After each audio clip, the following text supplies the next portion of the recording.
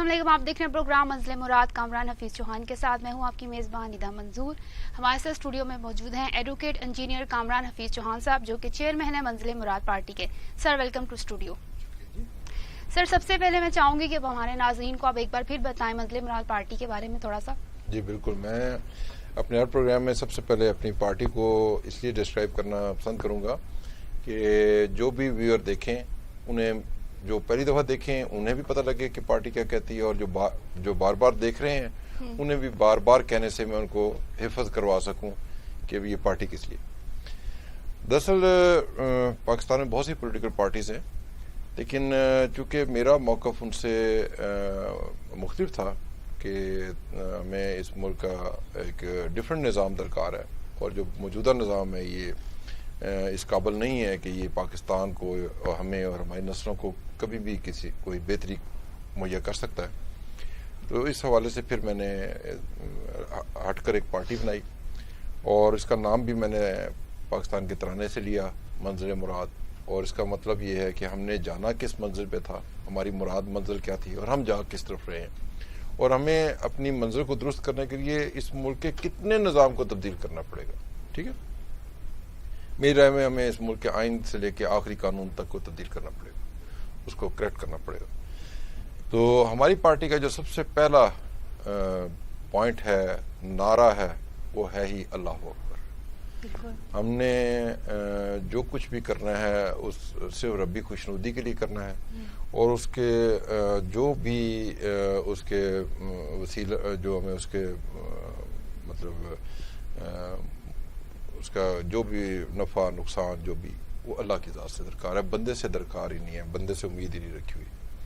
دوسرا جو ہمارا سب سے پہلا پوائنٹ فنڈامنٹل ہے کہ جمہوریت سے بہتر کوئی طرز حکومت نہیں ہے، لیکن پاکستان کو امریکہ کی طرز کے جمہوری صدارتی نظام درکار ہے، اور یہ نظام ہمارے خلافت کے بھی نزدیک ترین ہے. یہ علیحدہ بات ہے کہ اس کے اندر چند اصلاحات درکار ہیں، وہ اصلاحات بھی میں لازمی بتاؤں گا کہ اگر پاکستان میں لائیں گے تو ہمیں اسلام کو سپریم لا ڈکلیئر کرنا ہوگا. نمبر 2، وہاں انڈائریکٹ الیکشن سسٹم ہے، اس کی بجائے ہمیں ڈائریکٹ الیکشن پہ آنا ہوگا، لیکن عمر کے علاوہ منیمم ووٹر کی تعلیم میٹرک اسپیسیفائی کرنی ہوگی، اور میٹرک والے کا 1 ووٹ، ایف اے والے کے 2 ووٹ، بی اے والے کے 3، ماسٹر والے کے 4، پی ایچ ڈی والے کے 5 ووٹ. وہ ووٹ 1 ڈالے کا کنسیڈر 5 ہوں گے. اور جو بھی لوگ الیکٹیبلز ہیں، جو بھی انتخاب کسی بھی پبلک آفس ہولڈنگ کے لیے چاہتے ہیں، ان کی منیمم تعلیم بیچلر ڈگری ہونی لازمی ہے. اس سے کم تعلیم کا کوئی جواز نہیں ہے کہ وہ ہمارے ملک کے قانون سازی میں کوئی کردار ادا کریں، اس ملک کے ایگزیکٹو کے اوپر ہیڈ کریں اس کو، اور وہ کسی بھی اصلاح، کیونکہ وہ ایک عام چیز پڑھنے قابل نہیں ہے، اردو انگلش بھی پڑھنے کے قابل نہیں ہے. تعلیم تو شاید اس سے بھی زیادہ ہونی چاہیے، لیکن کم از کم بیچلر ضرور ہونی چاہیے. تو اس کے ساتھ ساتھ جو ہمارا موقف ہے وہ یہ ہے کہ اس ملک کے آئین سے لے کے آخری قانون کو دوبارہ ریوزٹ کرنے کی ضرورت ہے. صحیح. اور جو اس سے اگلا ہمارا موقف ہے جو میجر، وہ یہ ہے کہ ہمیں پاکستان کے پورے پبلک سیکٹر کو دوبارہ دیکھنا پڑے گا، اور اس کو رائٹ سائز کرنا ہوگا. اس کی اوور ایکسپینشن نے اس ملک کو تباہ کر رکھا ہے، اور right person on right job ہونا چاہیے، اور پبلک سیکٹر سے ایسوسیٹڈ جتنے بھی لوگ ہیں ان کی جملہ مراد لاجیکل ہونی چاہیے، اکارڈنگ ٹو مارکیٹ ہونی چاہیے، تاکہ انہیں ہم کرپشن بائی کمپلشن سے باہر نکال لیں. جب یہ حکومتی مشینری درست فارم اختیار کر جائے گی تو پرائیویٹ سیکٹر از خود گرو کر جائے گا. اس پرائیویٹ سیکٹر کے آگے سب سے بڑی رکاوٹ ہی یہ sick, illogical, inhuman, corrupt اور انڈر پیڈ اور ان جسٹ سسٹم ہے جو ہمارے اس ملک کے پرائیویٹ سیکٹر کو اٹھنے ہی نہیں دے رہا. بالکل ایسا ہی. تو یہ ہمارا، اس کے ساتھ پھر اصلاحات درکار ہے ہمیں تعلیم میں، صحت میں، ٹیکسیشن میں. ہمیں اس ملک میں انصاف کو قائم کرنا ہے نیچے سے اوپر تک. کسی بھی حکمران پہ جو سب سے پہلی پرائم ذمہ داری ہمارا دین اس پہ لگاتا ہے، وہ اس حکمران کی ذمہ داری ہے سوسائٹی میں ہر سطح پر انصاف کا قائم کرنا. بالکل ایسا ہی ہے جو کہ بالکل نظر نہیں آ رہا. ہاں, اور آپ یہ دیکھیں کہ تحریک انصاف جس کا نام ہی صرف انصاف پر ہے, بالکل وہ نہ انصاف مہیا کر پائے, احتساب کا نعرہ جنہوں نے لگایا تھا, نہیں نہ انصاف کر پائے, نہ خود اپنے منصبوں سے انصاف کر رہے ہیں. ایسے تو ہمارا اس لیے اس پہ بھی اعتراض ہے. صحیح. تو ایک تو یہ ہے. تو دوسرا یہ ہے کہ میں آج چاہوں گا کہ ہم گلگت بلتستان کے ایشو پر بات کریں. بالکل پی ٹی آئی نے جو کہ گلگت بلتستان میں الیکشن میں ابھی اچھی خاصی ان کو جیت حاصل ہوئی ہے, لیکن اس کے ساتھ میں یہ چاہوں گی بتائیں کہ جو اس کو صوبہ بنانے کا کہا جا رہا ہے, آپ اس بارے میں کیا کہتے ہیں؟ میری دیکھیں جی, بات یہ ہے کہ جو مہاراجہ کے دور کا کشمیر تھا نا, گلگت بلتستان بھی اس کا حصہ تھا. صحیح. اور یہ حالیہ آزاد کشمیر بھی, مقبوضہ کشمیر بھی, اور اس کے علاوہ بھی کچھ علاقے ہیں جو ایکچولی اس گورنمنٹ کا حصہ ہیں. اور ابھی ہمارا یہ ایشو یو این او کے جو قرارداد ہے اس کے تناظر میں یہ تھرو پلیبسائٹ حل ہونا ہے, حق رائے دہی سے. اور حق رائے دہی کے لیے جتنے بھی لوگ کشمیری تصور ہوتے ہیں یا وہ اس حق کو استعمال کرنے کا اختیار رکھتے ہیں, انہیں ہمیں کسی صورت پاکستان کا پروونس نہیں بنانا چاہیے. اچھا. اور یہ علیحدہ بات ہے کہ بالکل ٹھیک ہے, گلگت بلتستان نہ پروونس تھا, نہ ان کو علیحدہ اسٹیٹ دی گئی, اور حتیٰ کہ جو آزاد کشمیر ہے اس میں بھی گلگت بلتستان کے لوگوں کو وہ حق حاصل نہیں رہا جو ان کو دیا جانا چاہیے تھا. اور جس تمام ڈیپریویشن کے تناظر میں وہ اپنے ڈیفینیٹلی انہوں نے سروائیو کرنا ہے اور کسی نارمس پہ چلنا ہے, ان کے نظام نے چلنا ہے, تو انہوں نے مجبور ہو کر پروونس کی ڈیمانڈ کر دی. اور لیکن آپ یہ دیکھیں کہ پاکستان کی گورنمنٹ کو اچھی طرح سوچنا چاہیے کہ وہ کیا بات اناؤنس کرنے جا رہے ہیں. اور تمام پولیٹیکل پارٹیز نے ووٹ لینے کے لیے سب نے وہاں جا کے صوبے کا نعرہ لگا دیا. ہاں بالکل ایسا ہی ہے. میری رائے یہ ہے اور یہ رہی ہے کہ جب تک پلیبسائٹ ہوتا ہے اس وقت تک آپ گلگت بلتستان کو بھی بالکل وہی اسٹیٹس دے دیں جس طرح آزاد کشمیر کو حاصل ہے. وہاں پہ بھی پرائم منسٹر ہو, وہاں پہ بھی پریزیڈنٹ ہو, وہاں پہ ان کی سپریم کورٹ ہو, ان کی ہائی کورٹ ہو, سب تمام نظام وہ دے دیں جو ہمارے پاس آزاد کشمیر کو ہم نے دے رکھا ہے, وہی ان کو بھی دے دیں. اور دوسرا میں یہ سمجھتا ہوں کہ جو ایک بہت بڑی زیادتی خطہ آزاد کشمیر کی لیڈرشپ سے ہوئی ہے پچھلے 74 سالوں میں, وہ یہ ہوئی ہے کہ انہوں نے گلگت بلتستان کے لوگوں کو وہ حق نہیں دیا جو کشمیری ہونے کے اعتبار سے ان کو ملنا چاہیے تھا. میں یہ سمجھتا ہوں کہ چاہے وہ آزاد کشمیر ہو یا گلگت بلتستان, دونوں کے شہریوں کو ایکول رائٹ دونوں خطوں پہ حاصل ہونا چاہیے, خواہ وہ وہاں پراپرٹی لینے کا ہو, خواہ وہ وہاں میں تعلیمی اداروں میں داخلے کا ہو, خواہ وہ وہاں پہ ملازمتوں کا ہو. یعنی جو حق آزاد کشمیر کے کسی بھی شہری کو آزاد کشمیر میں حاصل ہے, بین ہی وہ حق گلگت بلتستان میں بھی حاصل ہونا چاہیے. اور جو حق آزاد کشمیر کے کسی شہری کو حاصل ہے وہ گلگت بلتستان کے شہریوں کو بھی آزاد کشمیر میں حاصل ہونا چاہیے. صحیح. یعنی کہ اس کو صوبہ نہ بنایا جائے. اس کو پروونس بنانا تو انٹرنیشنل مسٹیک ہوگی پاکستان گورنمنٹ کی, اور آپ تو پلیبسائٹ کو بھی کھڈے میں ڈالنے جا رہے ہیں, اور آپ ایک انٹرنیشنل ایسی مسٹیک کرنے جا رہے ہیں کہ جب آپ یہ کریں گے تو آپ انڈیا کو جواز دیں گے, وہ مقبوضہ کشمیر کو پروونس بنا لے گا. تو جو ایک ڈسپیوٹڈ لینڈ ہے جس کا بھی فیصلہ ہونا باقی ہے, آپ اس کو تو اس طرف لے کے چلے جائیں گے جہاں آپ کے پاس کوئی جواز ہی نہیں بچے گا اس کے بعد انٹرنیشنل فورم پہ پلیبسائٹ کی بات کرنے کا. تو یہ لوگ سوچتے کیوں نہیں ہیں کہ ہم کیا اسٹیٹمنٹ دے رہے ہیں اور کیا ایکٹ کرنے جا رہے ہیں, اور اس کا بہتر سلوشن کیوں نہیں تلاش کرتے. تو میری بالکل واضح رائے ہے کہ گلگت بلتستان کو کسی صورت پروونس نہیں بنانا چاہیے. گلگت بلتستان کو بھی بالکل وہی اسٹیٹس دے دیں جو آزاد کشمیر کو حاصل ہے, انہیں بھی تمام وہ سہولتیں مراد دیں جو آزاد کشمیر کو حاصل ہیں. اور ساتھ میں یہیں پہ میں آزاد کشمیر کی لیڈرشپ سے بات کرتا ہوں کہ 74 سالوں میں جو زیادتی ان کی طرف سے گلگت بلتستان کے ساتھ ہوئی ہے اس کو وہ ریمیڈیفائی کریں, اور گلگت بلتستان کے ہر شہری کو آزاد کشمیر میں ایگزیکٹلی وہ رائٹ حاصل ہونا چاہیے جو آزاد کشمیر کے شہری کو حاصل ہے, اور اسی طرح وائس ورسا آزاد کشمیر کے شہری کو جو رائٹ آزاد کشمیر میں حاصل ہے بین ہی وہ رائٹ اس کو گلگت بلتستان میں بھی حاصل ہونا چاہیے.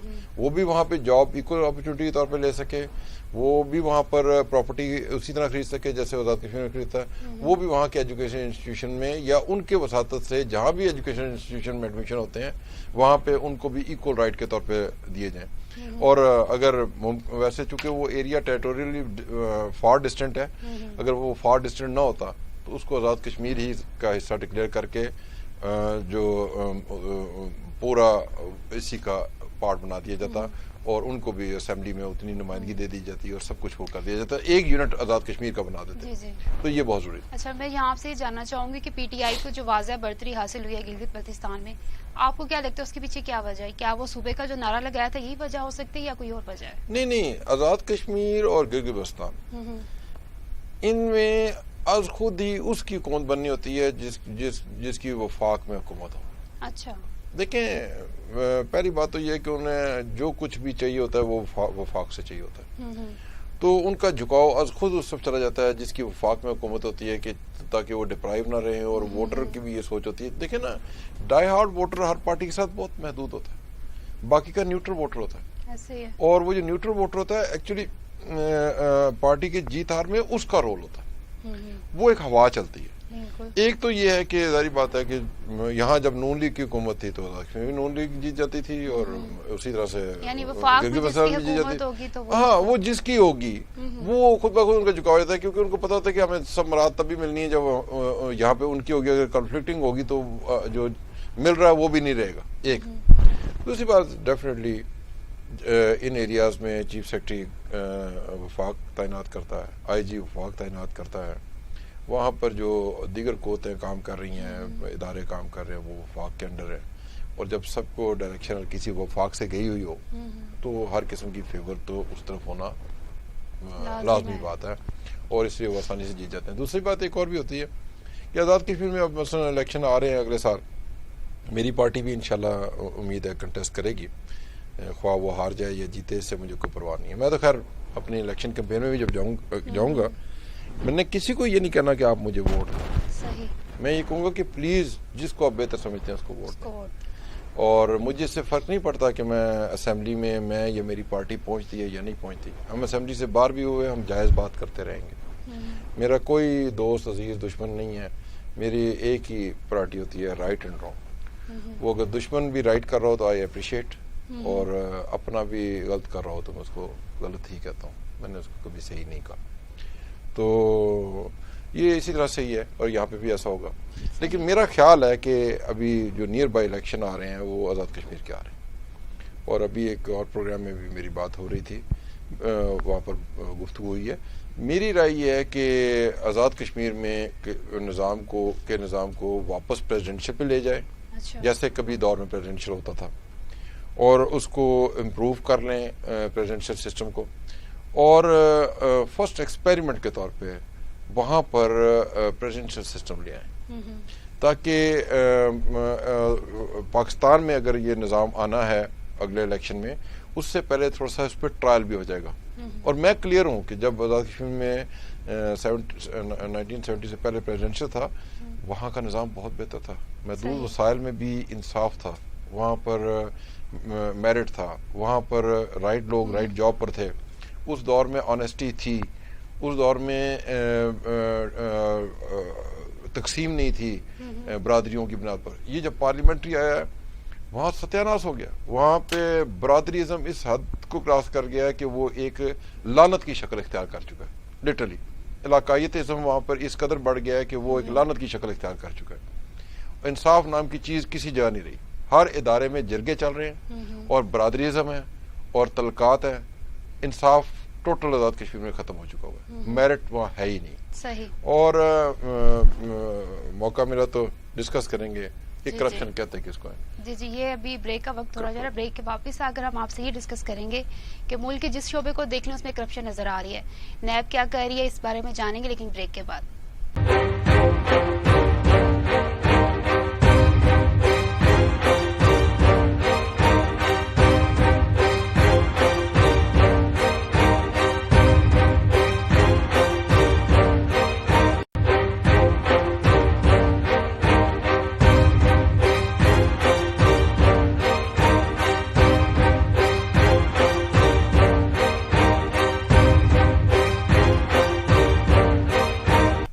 बैक। आप देख रहे हैं प्रोग्राम मंजिल मुराद कामरान हफीज चौहान के साथ।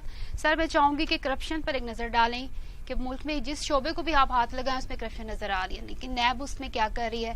जबकि पीटीआई ने आते साथ ही नारा लगाया था एहतसाब का, लेकिन एहतसाब का अमल नजर नहीं आ रहा उस तरह से।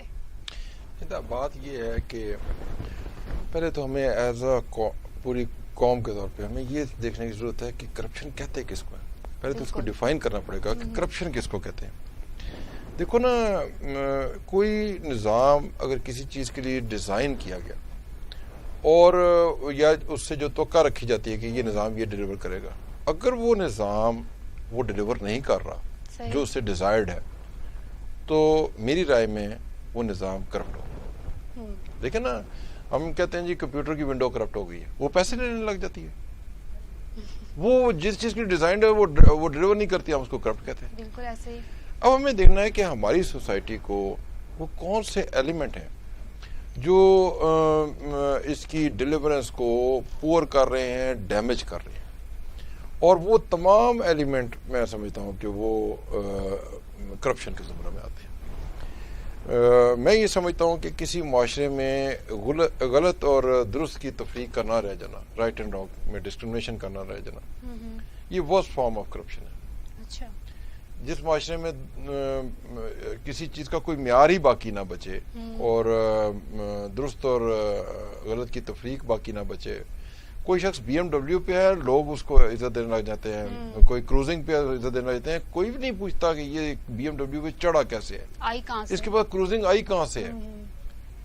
जब पाकिस्तान बना था, जो लोग सफेद पोश थे, ऑनेस्ट थे, उनकी इज्जत थी। बिल्कुल ऐसे ही। आप थाने में कोई अंदर हो जाता था तो उस दौर का जो कोई शरीफ आदमी उस मोहल्ले का होता था उसको लेके जाते थे, थानेदार उसकी गारंटी पे छोड़ देता था। आज पाकिस्तान में अगर थाने से किसी छुड़ाना है, उस इलाके के तलंगे को लेके जाना पड़ेगा। बिल्कुल, जिसके पास जिसके पास जो जहां से भी आया वो जो ताकत का अमल होगा, आप उसको ले जाएंगे, थानेदार छोड़ देगा। तो राइट एंड रॉन्ग की डिस्क्रिमिनेशन जब किसी सोसाइटी में खत्म हो जाती है, वो सोसाइटी जो है उसका कोई कैरियर नहीं बचती, मेरी राय। दूसरी बात मैं ये समझता हूँ कि किसी सोसाइटी में बिला तफरीक हर सतह पर म्यारी इंसाफ का और बर्बाद इंसाफ का ना रह जाना, ये करप्शन की दूसरी बड़ी फॉर्म है। जिस सोसाइटी में जस्टिस नहीं रह जाती ना, वो सोसाइटी एक जंगल की शक्ल इख्तियार करती है। बिल्कुल ऐसे ही। और जंगल में जानवर होते हैं, और जो तगड़ा जानवर होता है वो बच जाता है, और जो कमजोर होता है वो मारा जाता है। ऐसे ही। ठीक है। तो फिर जिस सोसाइटी में जस्टिस नहीं रहती, उस सोसाइटी में लोग फिर मुख्तलिफ किस्म के इख्तियारात हासिल करते हुए जानवर बनना शुरू होते हैं। बिल्कुल। आपको पता है कि एक जानदार और जो हमले रूह है उसमें फ़र्क क्या है कि माज़रत के साथ कि जो 4 कंपोनेंट नॉर्मली कहा जाते हैं कि उसमें ग्रीड है, हंगर है, सेक्स भी है, और उसके साथ आपकी विजडम। जिसकी एंगर, ग्रीड और सेक्स को उसकी विजडम कंट्रोल करती हो ना, वो हमले रूह है। सही। और जिसकी विजडम इन चीजों को कंट्रोल ना करती हो ना, वो जानदार है।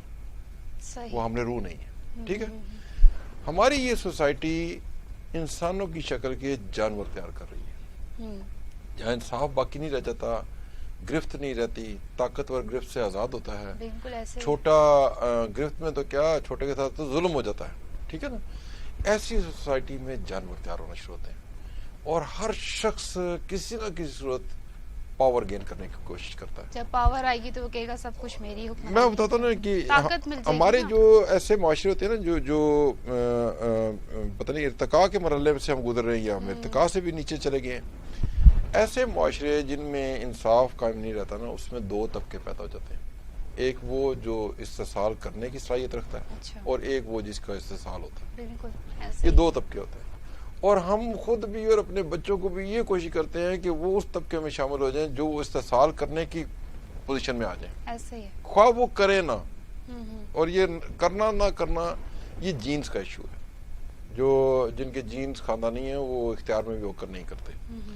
तो हम क्या करेंगे कि बच्चा इंजीनियर बन जाए, डॉक्टर बन जाए, वकील बन जाए, फौजी बन जाए, CSS कर जाए, ठीक है, پولیٹیشین بڑا بن جائے تاکہ وہ اس طاقت میں اس اختیار میں، یا وہ پیسہ ہی بہت کما لے کسی انڈسٹری کسی کے ذریعے کہ اس کے پاس وسائل اتنے ہو کہ جس کو چاہے وہ خرید سکے. ٹھیک ہے نا؟ بالکل ایسے. اور تو اس کو انسان نہیں بنائیں گے، باقی سب کچھ. ہاں مطلب وہ آ گیا نا، ہمارے آ گیا استحصال کرنے کا طبقہ، وہ کرے یا نہ کرے علیحدہ بات ہے. اور دوسری طرف وہ ہے جس کا استحصال ہوتا ہے، کمزور غریب آدمی کا استحصال ہے. ٹھیک ہے.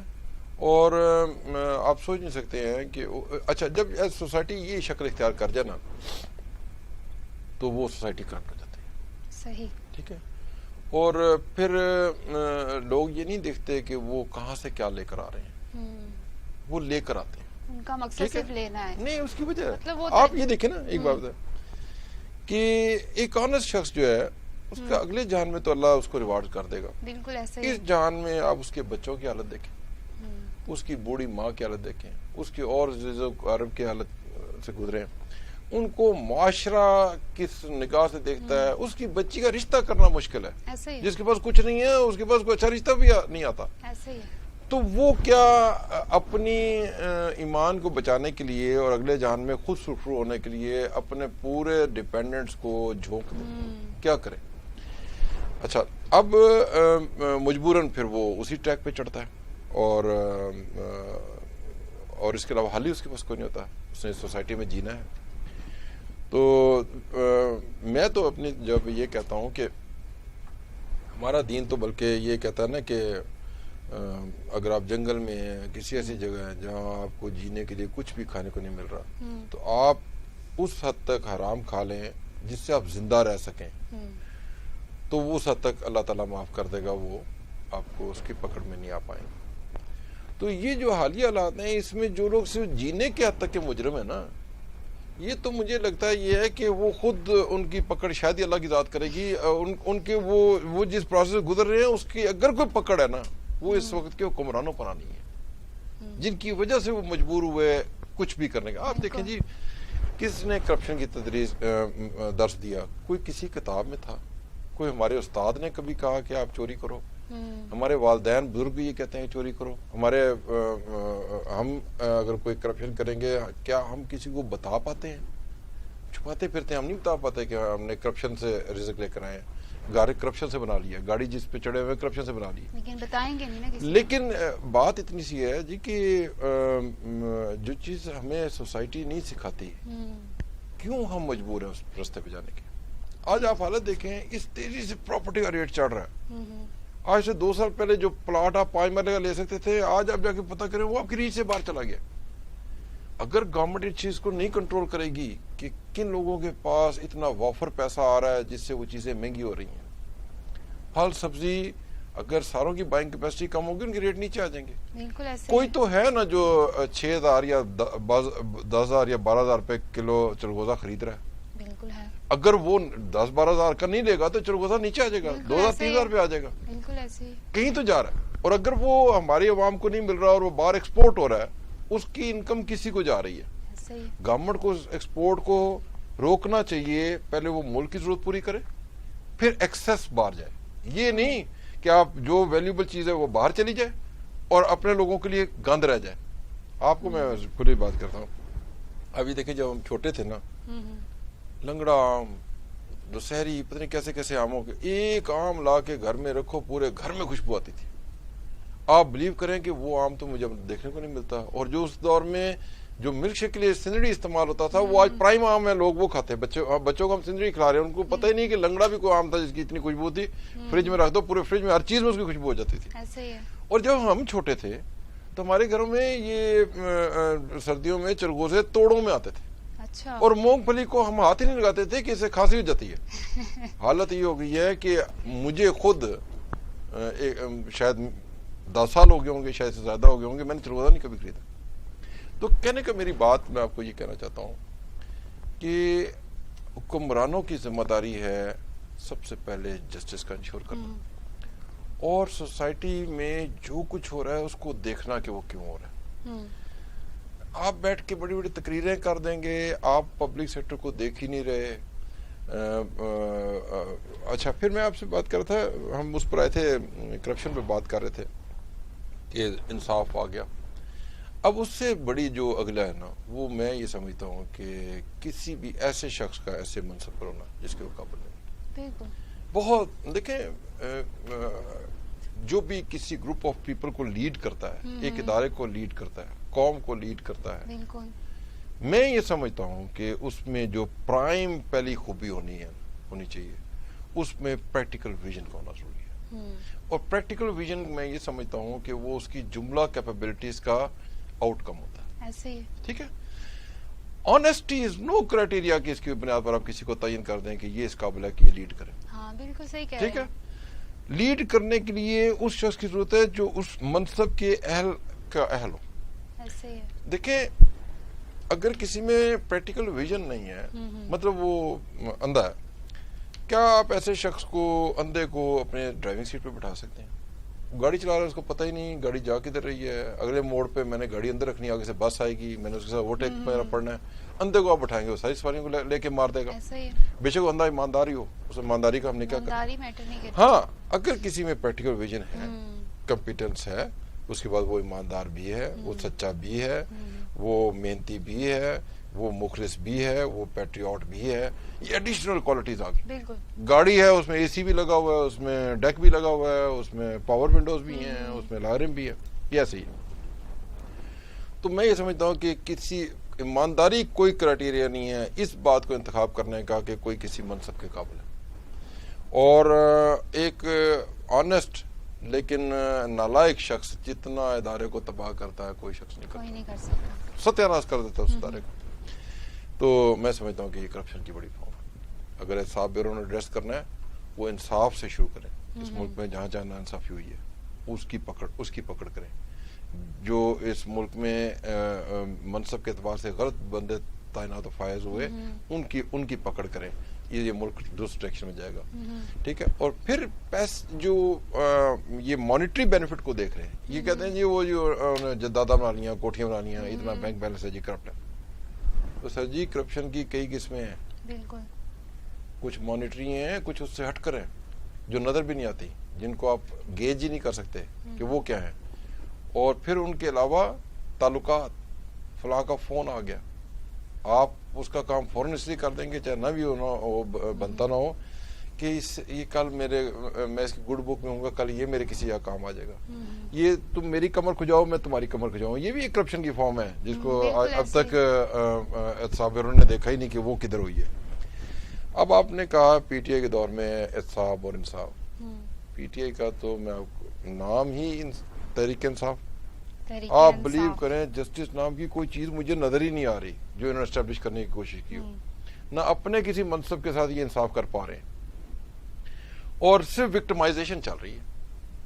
کس کس کو ٹارگٹ کرنا ہے, اس کو ٹارگیٹنگ ہو رہی ہے, اور ٹارگیٹنگ بھی ایسی ہو رہی ہے کہ نہ اس کو مارا جا رہا ہے نہ وہ زندہ چھوڑ رہا ہے, اس کو ادر میں لٹکا دیا ہے. ٹھیک ہے نا. اور ایک وکٹمائزیشن ہے, ایک ٹارچر ہے. اور میں آپ کو سچی بتاؤں کہ ان کے بارے میں برے ہوں گے لوگ, شاید چاہتے تھے کہ ان کو ختم ہی کر دو. آج لوگ ان کے لیے ہمدردیاں لے کے پھرنا شروع ہو گئے. ایسے ہی وہ وکٹمائزیشن جو نتیجہ خیز ہی نہیں ہے اس کو دیکھ کر. پھر دوسری بات یہ ہے کہ وکٹمائزیشن ان کے لیے جو ان کے راستے میں رکاوٹ ہے, جو ان کے ساتھ ہیں ان کے لیے کوئی, وہ جو مرضی کرتے پھریں. وہ آج 15 صاحب بھی کر رہے ہیں, جو پیچھے ان کا اگر آپ پچھلی ہسٹری نکالیں تو ان کی ہسٹری بالکل تباہ ہے. اور وہ آج ان کے ساتھ شامل ہے تو وہ جو کہہ رہے ہیں ٹھیک کہہ رہے ہیں. تو جس سوسائٹی میں جسٹس نہ ہونا اس کا کوئی کیریئر نہیں. بالکل ایسے ہی ہے. ٹھیک ہے نا. تو میں یہ سمجھتا ہوں کہ کرپشن کو ہمیں ری ڈیفائن کرنے کی ضرورت ہے, جس طرح سے ہمیں جہاد کو ری ڈیفائن کرنے کی ضرورت ہے کہ جہاد کس کو کہیں گے اور تقریب کاری کس کو کہیں گے. اور ہمیں ہر چیز کا روٹ کاز چیک کرنا ہے, یہ ایسا کیوں ہو رہا ہے, بنیادی وجہ اور کیا جب تک ہم اس کی روٹ کاز کو ایڈریس نہیں کریں گے کوئی چیز اسلام نہیں جانے والی. دین اسلام بھی جو ہے نا یہ سزاؤں سے نہیں شروع ہوا.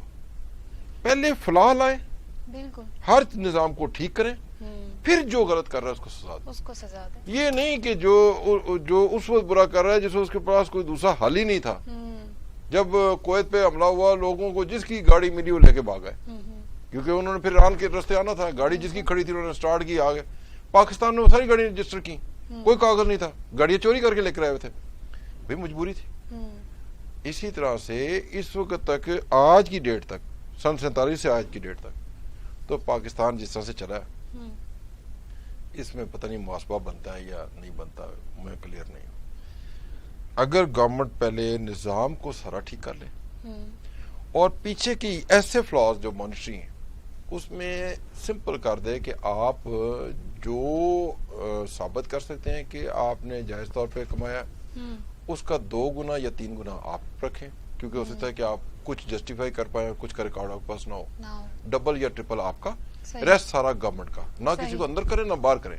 دنیا کے کسی ملک میں وہ لے پاکستان گورنمنٹ لے لے اور پاکستان گورنمنٹ اس کو آکشن کر لے، اور آکشن کر کے تو پاکستان کی بہت بڑی ریکوری ہو جائے گی، ضرورت ہی نہیں رہے گی. اور پھر آگے آپ سب اصلاحات لانے کے بعد، پبلک سیکٹر کو ایڈریس کرنے کے بعد، اس ملک کے آئین سے لے کے قانون تک کو درست کرنے کے بعد، رائٹ پرسن رائٹ جاب لگانے کے بعد، پبلک سیکٹر سے ایسوسیٹ لوگوں کی تنخواہیں درست کرنے کے بعد، لاجیکل کرنے کے بعد، سب کچھ کر لینے کے بعد آپ سزاؤں کا تعین کر دیں. اور پھر تمام نظام اگر ٹھیک ہے اور اس کے باوجود کوئی شخص کرتا ہے پھر اس کو سزا دیں. جو جینے کے صرف مجرم ہیں ان جینے کے مجرموں کو سزائیں دینا بنتی نہیں ہے. وہ سزائیں تو اس دور کے حکمرانوں کو دینا بنتی ہیں جن کی وجہ سے وہ جینے کے مجرم بنے. صحیح. آپ نے ایک بچے کو، چھوٹا بچہ لاوارث، ایک کو آپ نے جا کے مدرسے میں چھوڑ دیا، دوسرے کو آپ نے سندھ کے ڈکیتوں کے پاس چھوڑ دیا، بعد میں وہ ڈکیت بن گیا. آپ پہلے یہ تو دیکھیں ہم نے کیا کیا. وہ جس کو آپ نے وہ مسجد میں بھیجا وہ عالم دین بن گیا، جس کو انہی میں سے لاوارث کو کہیں ڈاکٹر ایک خان نے لے لیا وہ ڈاکٹر پی ایچ ڈی بن گیا. آپ یہ دیکھیں کہ یہ قوم ایسی بنی کیوں ہے؟ کیا ہماری تعلیمات دین کی ادروائز کیا ہمیں ایسا بناتی ہیں؟ اگر بنے ہیں اس کے مرکات کون ہے، اس کا ذمہ دار کون ہے؟ میں کلیئر ہوں اس کا ذمہ دار اس دور کی لیڈرشپ ہے. بہت شکریہ سر، آپ نے اپنی مصروفیت میں سے وقت نکالا. ناظرین، پروگرام کا وقت ختم ہوتا جا رہا ہے. اپنی ہوسٹ ندا منظور کو اجازت دیجیے. اللہ حافظ.